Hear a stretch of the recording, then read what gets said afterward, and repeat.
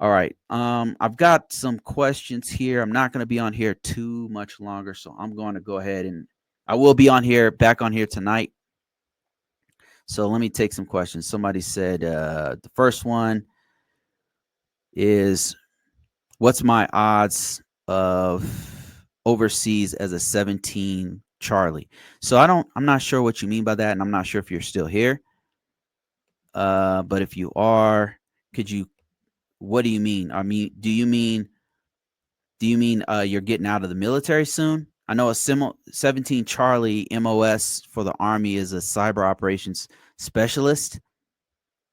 I can tell you that, let me see, I'm looking at the MOS for a cyber operations center specialist. And let me see, what do they do? I think this is what I did in the military. I was in the Air Force, and I was we called it a computer operator at the time. And they're saying, I'm trying to look at what kind of skills they have for a 17 Charlie. 17 Charlie. So what you're going to want to focus on, it's not telling me like okay, here we go. You'll use cybersecurity skills to defend Army's crucial and complex weapon systems, navigation, aviation systems against foreign, domestic cyber threats.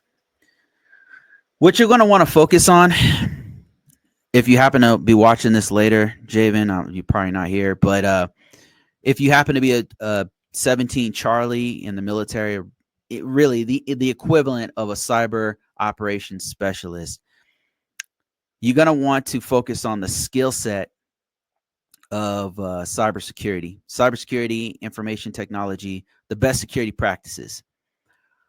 Things like multi-factor authentication, everything from the basics of it to actually installing it, skills like detecting threats. What are the techniques you use to detect threat, and what are the tools? Best security practices. So anything you can learn about best security practices is going to be huge. The tools that you use to implement those best security practices are also going to be important. All the tools that you use for implementing best security practices, huge. So everything from, if you're using Qualys, if you're using FTK, if you're using any kind of threat detection tools, those are going to be super useful in inside and outside the military. So the actual skills, the tools, and while you're in, they'll pay for your education. So I would go ahead and get a degree. They're going to pay for it. It's free for you. The books are free. The tuition's free. Everything. I would also go ahead and get a certification. Like, why not? So they'll pay for your certification, including boot camps. They pay for all of that stuff while you're in. So I would take advantage of all that stuff while you happen to be in. Doesn't matter if you're overseas, wherever you're stationed. It's going to help you out quite a bit.